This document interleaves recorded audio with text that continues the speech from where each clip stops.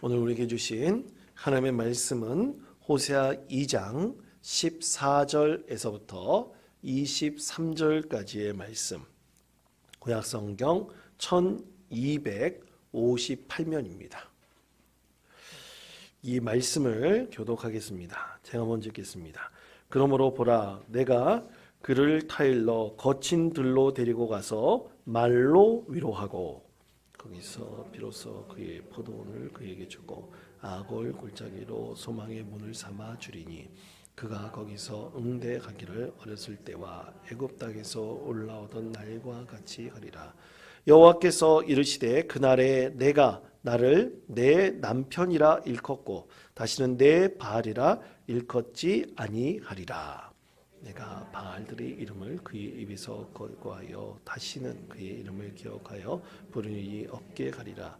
그 날에는 내가 그들을 위하여 들짐승과 공중의 새와 땅의 곤충과 더불어 언약을 맺으며 또 이 땅에서 활과 칼을 꺾어 전쟁을 없이 하고 그들로 평안히 눕게 하리라. 내가 내게 장가들어 영원히 살되 공의와 정의와 은총과 긍휼이 여김으로 내게 장가들며 진실함으로 내게 장가들리니 내가 여호와를 알리라. 여호와께서 이르시되 그날에 내가 응답하리라. 나는 하늘에 응답하고 하늘은 땅에 응답하고 땅은 곡식과 포도주와 기름에 응답하고 또 이것들은 이스라엘에 응답하리라. 내가 나를 위하여 그를 이 땅에 심고 긍휼히 여김을 받지 못하였던 자를 긍휼히 여기며 내 백성 아니었던 자에게 향하여 이르기를 너는 내 백성이라 하리니 그들은 이르기를 주는 내 하나님이시라 하리라 하시니라. 아멘. 사람을 새롭게 하는 사랑이라는 제목으로 우리 하나님의 말씀을 전하겠습니다. 여러분, 성경 말씀은 특히 구약 성경의 말씀은 크게 네 부분으로 나눌 수 있습니다. 첫 번째는 모세오경이고요. 그 다음은 역사서라고 합니다. 또 그 다음은 시가서라고 하고 마지막 부분을 뭐라고 합니까? 예언서라고 하죠. 우리 원통교회 성도님들은 성경 공부도 참 잘하시는 것 같아요. 마지막에 예언서라고 합니다. 그러면 또 하나 여쭤볼게요. 성경이 네 부분으로 나눴을 때 가장 많은 부분을 차지하고 있는 부분이 어딜까요? 우리는 보통 시가서라고 생각을 합니다. 그런데 사실은 가장 많이 차지하고 있는 부분이 어디냐면 마지막 부분, 바로 예언서 부분입니다. 그리고 사실 이제 이 유대인들이 이 모세오경을 받아들이고 그들이 이제 모세오경을 생각할 때 이 말씀도 미래에 대한 하나님의 말씀으로 받아들여서 예언서라고 구분하게 돼요. 그러니까 사실은 이 예언서의 말씀이 가장 많습니다. 왜냐하면 이 예언서의 말씀은 하나님께서 직접 선지자들을 통해서 하신 말씀이기 때문이에요. 물론 성경 말씀이 다 성령님께서 우리에게 주신 말씀이죠. 그렇지만 특별히 하나님께서 이 선지자를 삼아가지고 이 선지자를 통해서 이 세상 모든 이들에 대한 심판에 대한 말씀을 하신 것이기 때문에 이 예언서의 말씀에 보면 굉장히 많은 하나님의 말씀이 있습니다. 그럼 또 하나 여쭤볼게요. 너무 많이 여쭤봐서 죄송합니다. 여러분, 이 예언서의 말씀에서 가장 핵심적인 주제, 그것을 딱 한 단어로 꼽아보라면 뭐라고 할 수 있을까요? 그것은 예언 또는 심판이라고 할 수 있습니다. 예언 또는 심판이에요. 다 심판에 대한 말씀이 이 선지자를 통해서 하나님께서 우리에게 하신 말씀입니다. 그런데 이 선지자들이 쓴 이 예언서의 말씀 중에서 아주 특이한 말씀을 하나 골라보라. 이 소예언서하고 대예언서 이 말씀 중에서 특이한 말씀, 아주 특별한 주제를 갖고 있는 말씀 하나 다 골라보라 그러면 오늘 우리가 읽은 호세아서의 말씀입니다. 호세아서의 말씀은 심판보다는 무엇에 대해서 말씀하고 있습니까? 하나님의 사랑에 대해서 말씀하고 있어요. 심판과 사랑, 어떻게 보면 너무나 괴리감이 있는 단어 아닙니까? 너무나 상대적이에요. 이 호세아서는 참으로 하나님께서 이 미래에 대한 예언에 관한 말씀이지 하지만 그 하나님의 사랑이 얼마나 우리 가운데 풍성한지, 그것에 대해서 아주 자세하게 말씀하고 있는 것이 바로 호세아서의 말씀이죠. 그래서 여러분, 호세아서는 이 심판이 곧 구원이 곧 사랑이라고 말하고 있습니다. 구원이 곧 뭐라고요? 사랑이라고 말하고 있어요. 하나님께서 사랑으로 이스라엘 백성들을 위로하시고 어루만져 주시고 그들을 새롭게 하실 것이다 라는 하나님의 진정한 구원의 메시지가 사랑이라는 것을 밝히고 있죠. 여러분, 그러면 구원에 대해서 우리에게 너무나 잘 말씀하신 그분이 누구십니까? 예수 그리스도이시죠. 예수 그리스도는 그 자체가 사랑이신 분입니다. 그래서 사랑을 가장 온전히 실천하신 분이 예수님이세요. 그러면 여러분, 예수님의 말씀과 이 모세오경의 말씀에 있어서 과연 우리 예수님께서 이 세상에서 가장 사랑을 잘 실천하셨다 그러는데 그 두 가지 말씀을 비교해 봐서 차이점이 과연 무엇인가? 한번 그것을 우리가 알아볼 필요도 있을 것 같습니다. 자, 화면에 있는 말씀을 보시면 마태복음에 있는 말씀과 레위기에 있는 말씀, 이 모세오경에 있는 말씀과 또 예수님께서 직접 하신 말씀이 비슷하지만 차이가 있습니다. 먼저 마태복음 5장 44절의 말씀을 한 목소리로 읽어보겠습니다. 시작. 나는 너희에게 이르노니 너희 원수를 사랑하며 너희를 박해하는 자를 위하여 기도하라. 아멘. 자, 여기서 핵심적인 단어를 뽑으라면 원수를 사랑하라. 그리고 박해하는 자를 위해서 어떻게 하라고요? 기도하라 그랬어요. 그럼 레위기 19장 18절 말씀 보십시오. 함께 읽겠습니다. 원수를 갚지 말며 동포를 원망하지 말고 내 이웃 사랑하는 것을 내 자신과 같이 사랑하라. 아멘. 자, 어떤 차이가 있습니까? 마태복음과 레위기의 사이는 사랑하라는 주제는 똑같아요. 그렇지만 레위기의 말씀에 보면 내 이웃 사랑하기를 내 자신과 같이 사랑하라 그랬는데 마태복음은 사랑하는 것을 어떻게까지 사랑하라고 말씀하고 있습니까? 원수를 사랑하는 정도까지 그렇게 사랑하라고 말씀하고 있어요. 그러니까 레위기의 말씀보다 이 예수님 사랑의 말씀은 더 한 차원 높은 더 승화된 하나님의 말씀입니다. 그런 차이가 있는 것이죠. 그러면 여러분, 이렇게 사랑의 차이를 우리 예수님께서 실천적으로 보여주셨는데 과연 자기 목숨을 다른 사람을 위해서 희생할 만큼 우리는 그러한 사랑의 마음을 우리가 본받을 수 있는가? 우리 예수님께서 또 하나님께서 자기 아들을 우리를 위해서 희생시키고자 하면서까지 우리를 사랑하셨던 그 사랑을 우리가 진정으로 본받을 수 있는가? 참으로 힘들고 어렵죠. 그렇지만 오늘 호세아서의 말씀은 그런 사랑이란 주제를 가지고 우리가 하나님의 말씀을 나눌 때 인간으로서 하나님께 주신 명령에 따라서 이렇게 사랑을 우리가 이룰 수 있을 정도는 아닌가. 하나님께서 말씀하신 그대로 참으로 고멜이라는 음란한 여인과 결혼하여 하나님의 사랑의 메시지를 전할 수 있는 그 정도까지는 우리가 삶의 자리에서 이룰 수 있는 것은 아닌가. 우리가 이 말씀을 통해서 우리가 깊이 깨달을 수 있습니다. 호세아서의 말씀은 하나님의 명령대로 그거예요. 고멜이라는 음란한 여자와 하나님께서 호세아 선지자가 결혼하도록 했어요. 결혼하도록 했습니다. 그런데 이 고멜이라는 여인은 사실 북이스라엘을 상징하는 것이고, 그리고 호세아는 우리 하나님을 상징하고 있죠. 그래서 하나님께서 이 호세아 선지자처럼 한 고멜이라는 음란한 여인과 결혼하였듯이 하나님께서 누구와 결혼하고 누구와 사랑하신다는 것입니까? 이스라엘과 결혼하시고 사랑하신다는 것을 간접적으로 이 메시지를 통해서 우리에게 말씀하고 있는 것이죠. 그런데 여러분, 우리 인간적으로 한번 생각해 보십시오. 우리가 음란한 여인과 우리 자녀들이 결혼한다고 한번 생각을 해보세요. 과연 그것을 부모로서 쉽게 허락할 수 있을까요? 우리 사랑에 대해서 우리 하나님께서는 이렇게 말씀을 하십니다. 고린도전서 13장 12절에서부터 13절까지 말씀, 우리가 너무나 잘 아는 우리 사랑장에 대한 말씀입니다. 우리 다 같이 12절 13절 말씀 다 같이 한 목소리로 읽겠습니다. 우리가 지금은 거울로 보는 것 같이 희미하나 그때에는 얼굴과 얼굴을 대하여 볼 것이요. 문적으로 하나 그때에는 주께서 나를 아신 것 같이 내가 온전히 알리라.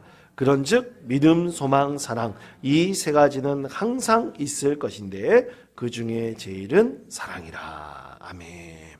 자, 이 말씀은 다 한 가지 주제를 말씀하고 있습니다. 우리가 하나님을 만나고 하나님을 점점 알게 되면 사랑이라는 것이 무엇인지를 우리가 점점 뚜렷하게 깨닫고 알 수 있다는 뜻입니다. 그런데 그것을 확실하게 알 수 있을 때는 언젠가? 그것은 우리가 하나님과 직접 대면하여 볼 때예요. 여러분, 우리가 하나님과 직접 대면하여 볼 때는 언제일까요? 우리가 천국에 올라갔을 때입니다. 그렇게 되면 하나님께서 우리에게 말씀하시는 이 사랑의 실체를 분명하게 알 수 있을 거예요. 진정한 사랑이 뭔지를 알 수 있을 것입니다. 근데 그 전까지는 우리는 하나님과 대화하고 하나님과 교제하면서 우리 하나님께서 주신 사랑이 무엇인지 그것을 우리가 조금씩 발견해가고 변화되어가고 성숙해져가며 자라나는 것입니다. 그래서 말씀대로 본다면 사랑은 점점 어떻게 되어지는 것입니까? 완성되어져 가는 것이에요. 그리고 온전해지는 것입니다.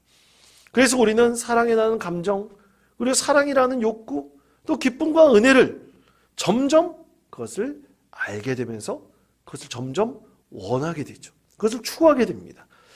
그래서 하나님께서는 사랑하는 남녀를 만나게 하시고 또 그 두 사람의 사랑을 통해서 하나님의 사랑을 점점 깨닫게 하셨습니다.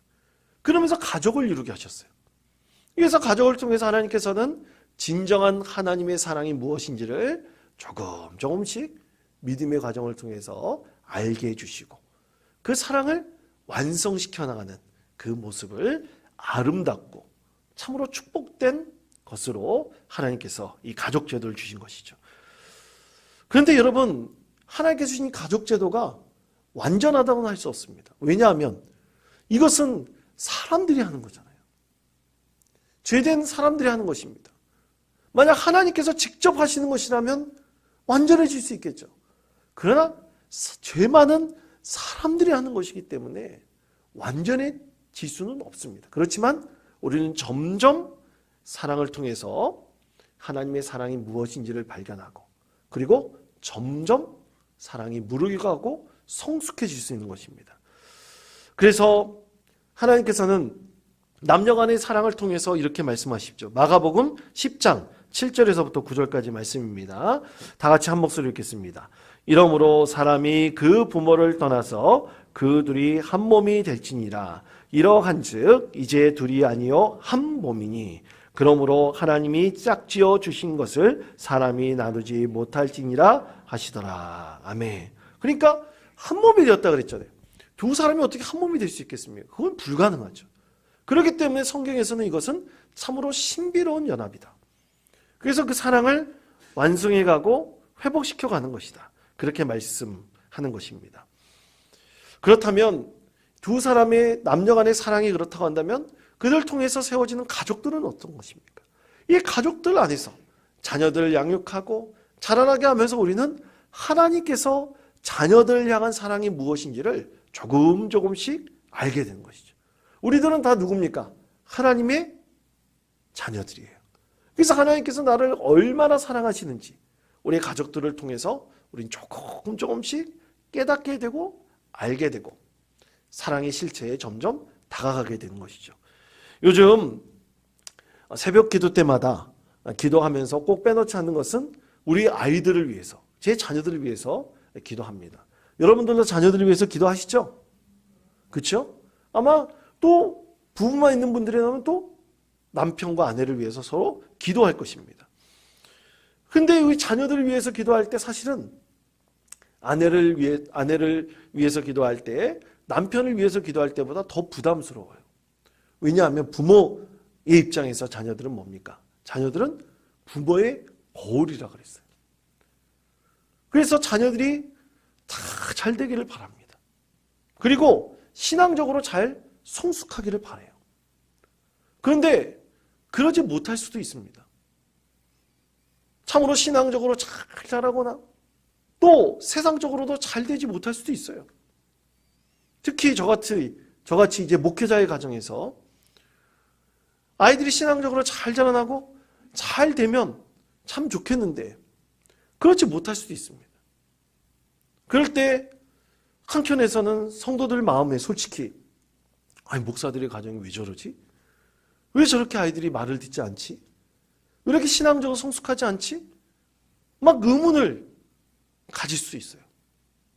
예전에 한번 릭 워렌 목사님, 이 윌로우 크릭 교회를 이끌었던 릭 워렌 목사님의 아들이 스스로 목숨을 끊었다는 한 예화를 한번 말씀드린 적이 있었습니다. 아마 기억나신 분들이 계실 거예요.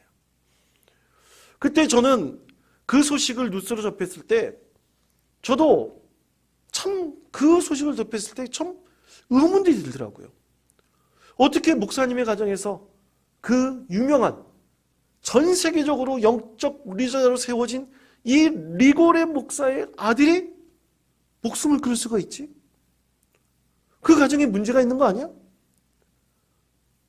상담을 공부했던 저로서도 그 실제적인 질문을 안 할 수가 없겠더라고요. 여러분, 우리는 모든 것을 판단할 때 결과만을 중요시하는 경우가 굉장히 많습니다. 결과가 잘 되면 다 좋은 거예요. 결과가 잘못되면 다 잘못된 거라고 봐요. 여러분, 어제가 아니죠. 오늘 새벽이죠. 혹시 축구 보셨습니까? 축구 보신 분들 계십니까? 모르겠습니다. 이 축구 보신 분들도 아마 계실지 모르겠어요. 근데 뉴스에 보면 오늘 하루 종일 우리나라 아시안컵에서 우리나라 축구대표팀이 어떻게 됐어요? 4강에서 어떻게 됐습니까? 떨어졌잖아요. 4강에서 4강을 진출하지 못했어요. 4강에서 떨어졌어요. 결승에 못 갔어요. 그래서 이 결과에 대해서 참 말들이 많습니다. 근데 혹자는 그런 얘기를 하더라고요. 만약 우리나라가 4강을 지나서 결승에 올라가서 결승에서 만약 아시안컵을 탔다 그러면 그 결과만을 보고 사람들은 다 좋다고 생각한다는 거예요. 근데 사실 우리나라 축구대표팀 오늘 하루 종일 뉴스에 나오는 내용을 보면 엄청나게 문제가 많대요. 특히 감독에 대해서 문제가 많대요. 그런데 결과만 좋으면요 다 묻혀버려요. 다 묻혀버립니다. 과정은 전혀 중요치 않다고 봐요. 그러면 지금까지 나타났던 문제 결과만 좋다 그러면요 과정이 잘못돼가지고 나중에 큰 어려움을 닥칠 수 있는 것을 이 과정을 잘 밟아서 막을 수 있음에도 불구하고 결과만을 중시하다 보면 모든 것이 다 잊혀져 버립니다. 그럼 나중에는 큰 문제가 될 수 있죠. 여러분, 오늘 호세아의 가정을 보십시오. 아무리 하나님의 명령으로 고멜이라는 여인과 결혼했다 할지라도 자녀들 양육 잘할 수 있어요. 혹자는 이 말씀을 읽으면서 고멜이라는 음란한 여인 때문에 자녀들이 그렇게 태어났다. 자녀를 그렇게 양육했다. 그렇게 말씀하시고 이해하시는 분들이 많아요. 그러나 여러분, 이것은 호세아가 자녀들 양육하면서 짊어져야 될, 특히 하나님의 사랑을 전하고 그 사랑을 실천해야 될 이 호세아라는 한 선지자에게 주신 하나님의 짐입니다. 책임입니다. 그렇게 하나님께서는 그가 이 자녀들에 대한 것, 그리고 또 한 고멜이라는 여인과 결혼해서 그가 짊어져야 될 짐으로 하나님께서 자신의 사랑을 더욱더 우리 가운데 보여주시고 나타내도록 하신 것이죠. 그래서 호세아는 더욱더 기도하였고 더욱더 하나님을 사모하였습니다. 이것이 하나님께서 오늘 호세아 가족들을 통해서 우리에게 보여주시기 원하시는 바로 그 메시지죠. 더욱더 우리가 이 어려움과 곤란 가운데서 가족들의 진정한 사랑을 위해서 완성시켜 나가기 위해서 더욱더 하나님께 기도하고 하나님께 더욱더 나아가며 하나님과의 더욱 친밀한 관계를 이루도록 하나님께서 이런 메시지를 우리 가운데 이 호세아의 가정을 통해서 보여주신 것입니다. 사랑하는 성도 여러분, 과연 어려움과 고난이 없이 우리가 하나님을 더욱더 사랑할 수 있을까요? 하나님을 더욱더 사랑한다는 것은 하나님과 더 가까이 교제하며 친밀한 관계를 맺는다는 것입니다. 우리는 그것을 통해서 우리 하나님께서 우리를 얼마나 사랑하시는지, 그리고 우리 가족들을 통해서 우리의 사랑이 얼마나 성장하기를 원하시는지 하나님께서는 그것을 보여주기를 원하고 계시는 것이죠. 자, 그렇다면 오늘 사람을 새롭게 하는 하나님의 사랑이라 그랬는데요. 그 사람을 새롭게 하는 하나님의 사랑은 과연 어떤 사랑인가요? 오늘 말씀을 통해서 하나님께서는 세 가지 사랑을 보여주고 계십니다. 첫 번째는 저를 따르시기 바랍니다. 회복시키는 사랑.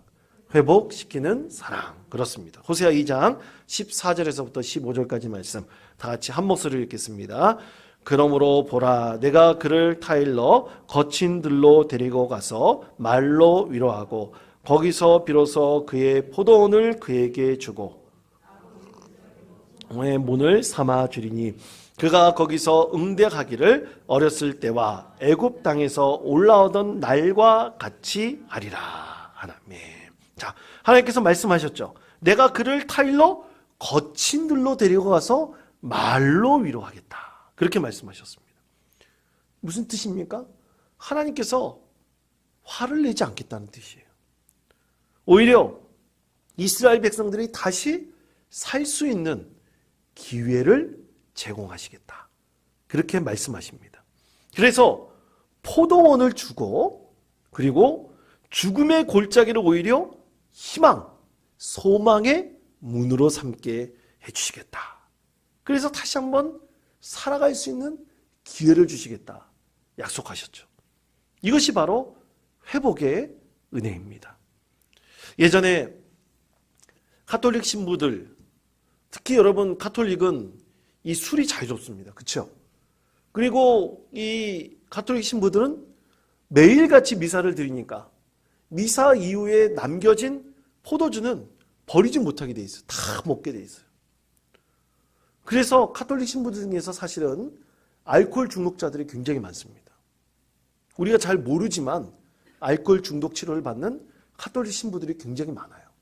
그것은 예전에 수도원에서부터 이어져 왔던, 어떻게 보면 이제 그 술 문화나 또 미사 드릴 때 이 포도주를 사용함으로써 나타난 부작용들이 굉장히 있었던 것이죠.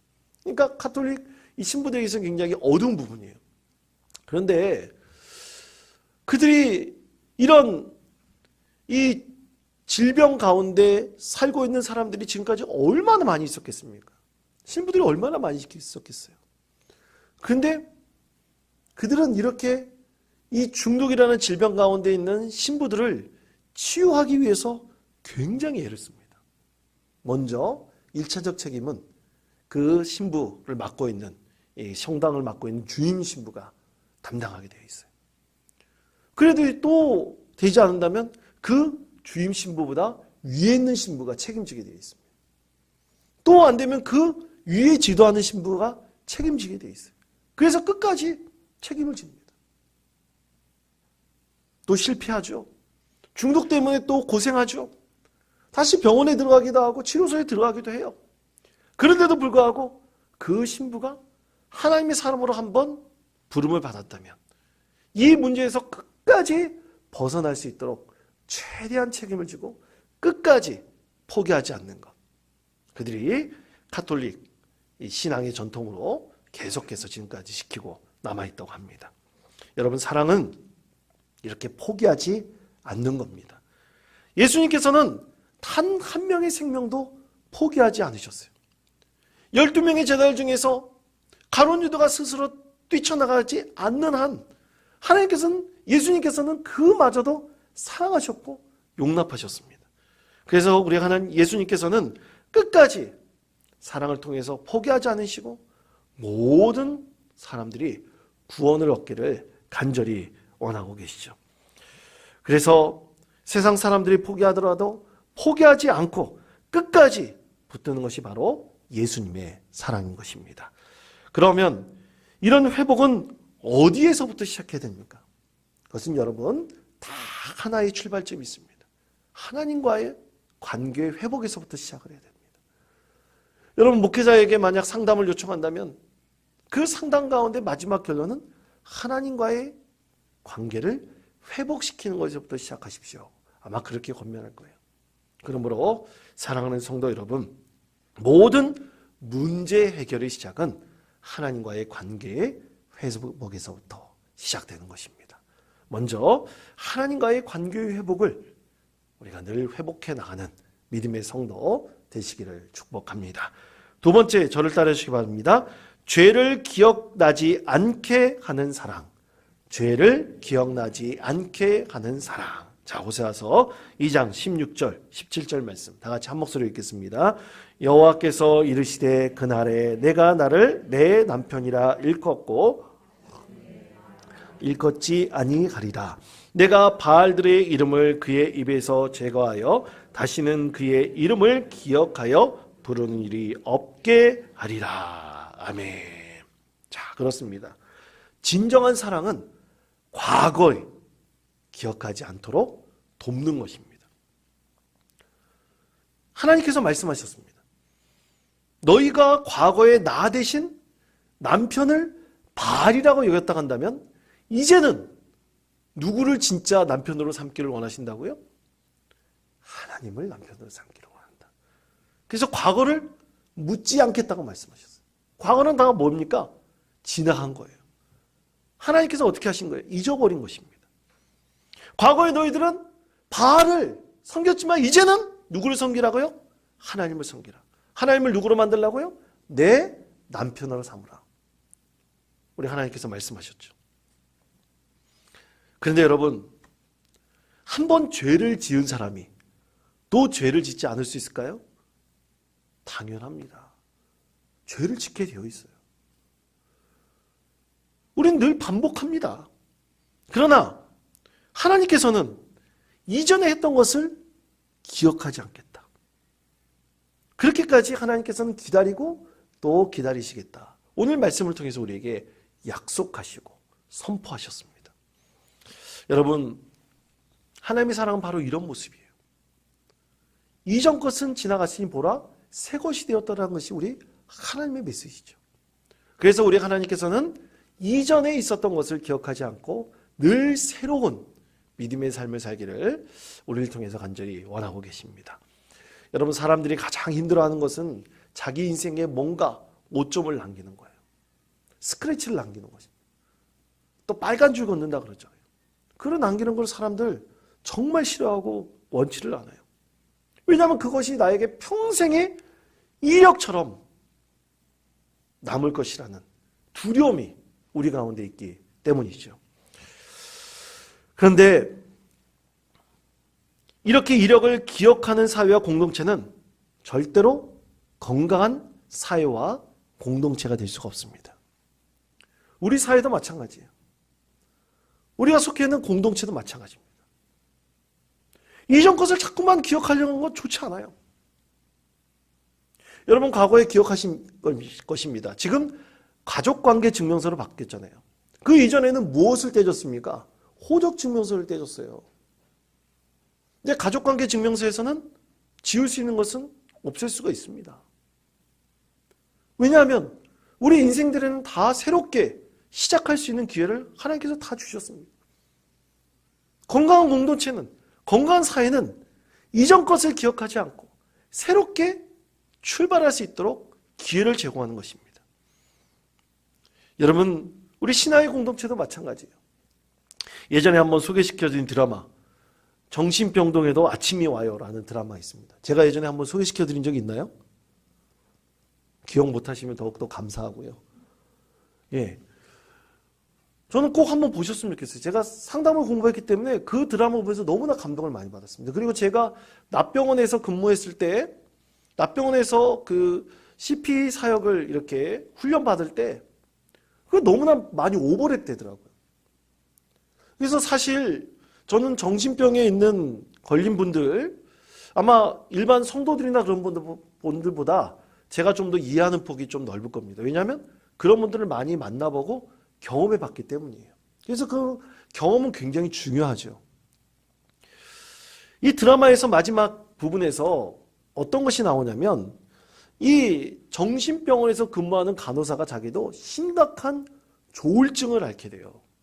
그래서 다른 병원에, 다른 정신병원에 휴직을 하고 입원하게 되었습니다. 한두 달 입원하게 돼서 퇴원했어요. 다시 복직을 했어요.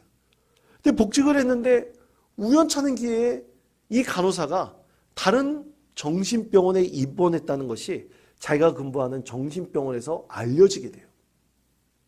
근데 정신병원에서 이제 그 병원을 운영하는 이 책임자들은 자기 병원에서 근무하는 간호사가 정신병원으로 입원했다는 것에 심각한 문제가 있다고 생각을 합니다. 그래서 이 간호사를 자진 사직시키려고 해요. 내보내려고 합니다. 아니, 어떻게 조울증에 걸린 사람이, 그것을 치유하고 약 먹고 있는 사람이 어떻게 환자들을 돌볼 수 있느냐, 이거였어요. 그런데 참으로 그 드라마에서 마지막 부분에 감동적인 게, 이 간호사를 지켜준 사람도 있어요. 그 사람들은 바로 함께 근무하고 일하는 의사들과 동료 간호사들이었어요. 왜냐하면 이 병에 대해서 너무나 잘 이해하고 알고 있으며, 또 그 간호사가 어떻게 그것을 잘 이겨내고 있는지를 옆에서 지켜보고 있기 때문이죠. 아무 문제가 없다. 아무 문제가 없고 다시 회복할 수 있는 기회를 허락하고 있는 것이죠. 여러분, 믿음의 공동체는 가장, 믿음의 공동체가 행복한 공동체가 될 수 있는 조건은 과거를 기억하지 않는 것입니다. 우리도 마찬가지예요. 우리가 하나님의 사랑을 이루는 믿음의 공동체 되려면 다른 사람의 과거를 기억하지 않는 믿음의 공동체가 되어야 합니다. 과거를 물어볼 필요가 없어요. 이제는 새롭게 하는 신앙의 삶을 출발하는 새로운 출발점이 바로 우리 신앙의 공동체가 되면 되는 것입니다. 목회자로서 이 새가족들이 등록하면 꼭 새가족 신방을 합니다. 그러면서 과거를 물을 때가 있어요. 그렇지만 이 과거에 있는 것은 이제 저만 알고 있을 뿐이지 절대로 그 비밀에 대해서 말하지 않습니다. 여러분도 혹시 다른 가정에서 신방을 가고 교육자와 같이 갈 일이 있으면 그 가정에서 정말 말씀하신 그 공개하는 것에 대해서는 절대로 얘기하지 마세요. 기쁜 일도 말하지 마세요. 그 당사자가 얘기하기 전까지는 절대로 얘기하지 않아야 됩니다. 제가 중보기도 사역할 때 중보기도 제목 성도들이 개인적으로 내는 경우가 있어요. 그거 내면 중보기도 팀이 분리해가지고 같이 중보기도 할 때 딱 보면 아, 이거 어떤 가정에서 낸 거구나 알 수 있는 가정들이 있어요. 그러나 중보기도 철저히 비밀을 지킵니다. 기도 제목 하나도 공개하지 않아요. 왜냐? 우리는 과거가 중요한 게 아니라 이제 그가 하나님을 만나고 관계를 회복하면서 새로운 인생을 살아갈 수 있도록 출발점이 되는 믿음의 공동체가 되는 것이 중요하기 때문이죠. 여러분, 건강한 믿음의 공동체는 뭐라고요? 과거의 죄를 기억하지 않는 공동체입니다. 이런 믿음의 공동체로 세워나가는 우리 주님의 귀한 자녀 되시기를 축복합니다. 마태복음 6장 6절은 이렇게 말씀합니다. 우리 화면에 있는 말씀 다 같이 한 목소리로 읽겠습니다. 너는 기도할 때 내 골방에 들어가 문을 닫고 은밀한 중에 계신 내 아버지께 기도하라. 은밀한 중에 보시는 내 아버지께서 갚으시리라. 아멘. 그렇습니다. 은밀한 중에 기도하는 것이 뭐예요? 하나님만이 들으시고 하나님께서 갚아주신다는 것이죠. 이것이 건강한 믿음의 공동체의 모습입니다. 마지막 세 번째는 저를 따르시기 바랍니다. 긍휼히 여기는 사랑. 긍휼히 여기는 사랑. 그렇습니다. 하나님의 사랑은 이런 모습이에요. 호세아서 2장 22절에서부터 23절까지 말씀 한 목소리로 읽겠습니다. 땅은 곡식과 포도주와 기름에 응답하고 또 이것들은 내가 나를 위하여 그를 이 땅에 심고 긍휼히 여김을 받지 못하였던 자를 긍휼히 여기며 내 백성 아니었던 자에게 향하여 이르기를 너는 내 백성이라 하리니 그들은 이르기를 주는 내 하나님이시라 하리라 하시니라. 아멘. 참 말씀이 좋아요. 여기 말씀은요, 호세아가 낳았던 세 자녀에 대한 말씀이에요. 여러분, 이스라엘이라고 말하고 있죠. 이스라엘은 호세아의 첫째 아들 이름입니다. 그 뜻이 하나님께서 뿌려주심이라는 뜻이에요. 얼마나 이름이 좋습니까? 하나님께서 뿌려주셔서 이스라엘 곡식 뿌릴 때 우리처럼 신기지 않고 쫙쫙 그냥 뿌려요. 그럼 뿌려진 이 밀이 그 밭에 떨어져 가지고 잘 자라면 되는 거예요. 그렇게 하나님께서 뿌려주셨대요. 그런데 이스라엘이라는 이 하나님께서 뿌려주신 이 아들이 잘못돼 버렸어요. 그렇게 하나님의 이름 본래적인 뜻대로 자라나지 않았습니다. 그런데 하나님께서 어떻게 말씀하신 거예요? 언젠가 이름 그 뜻대로 아이가 바뀔 것이라는 거예요. 그렇게 말씀하신 것입니다. 그렇게 하나님께서 뿌려주신 귀한 자녀로 성장할 것이다. 또 23절 말씀해 보시면 긍휼의 여김을 받지 못하였던 자, 호사의 딸 루하마라는 이름의 뜻이에요. 근데 그 이름의 뜻을 하나님께서 계명시켜 주셨어요. 뭐라고 바꿨습니까? 루하마라고 바꿨어요. 긍휼의 여김을 받은 자. 그렇게 바꾸신다고 하셨어요. 또 여러분 23절 부분에 보면 내 백성이 아니었던 자라고 말씀하고 있죠. 호세아의 둘째 아들 이름이에요. 로암이라는 이름입니다. 근데 로암이라는 이름을 어떻게 바꾸신다고요? 암미, 내 백성이 된다. 내 백성이다. 그렇게 하나님께서 바꿔주신다. 오늘 1장에 있는 말씀을 2장에서 다시 반복하시며 하나님께서 그러한 은혜를 베풀어 주실 것을 약속하고 계시죠. 그렇습니다. 긍휼의 여김을 받지 못하였던 자가 하나님의 자녀가 아니었던 자가 이제 긍휼의 여김을 받고 다시 하나님의 자녀, 백성이 되는 은혜를 베풀어 주신다. 이것이 하나님께서 우리 가운데 긍휼히 여겨주신다는 것을 분명하게 말씀하고 계십니다. 이렇게 하나님께서 사랑의 회복을 통해서 세상에서 살아갈 영적인 능력을 얻게 하는 것, 바로 그것이 어디입니까? 우리의 믿음의 공동체입니다. 우리 교회 성도들 각각의 가정을 요즘 대신방 하면서 이렇게 방문할 때가 있습니다. 신방을 할 때 우리 성도의 가정에 기쁜 일이 있고 감사한 일이 있지만 또 안 좋은 일도 있어요. 또 가슴 아픈 일, 안타까운 일도 있습니다. 그러나 이 모든 것을 통해서 하나님께서는 우리가 하나님을 더욱더 사랑하기를 원하시고 또 그 사랑의 힘으로 이 세상을 살아간 영적인 능력을 얻기를 원하십니다. 믿음으로 우리 모두 하나님의 사랑을 온전히 회복하고 죄의 용서함을 받으며 진정으로 긍휼히 여김을 받는 믿음의 성도 되시기를 축복합니다. 더욱 하나님의 사랑을 깨닫고 진정으로 하나님의 사랑을 세워나가는 믿음의 공동체 이루시는 저와 여러분 되시기를 간절히 축원드립니다.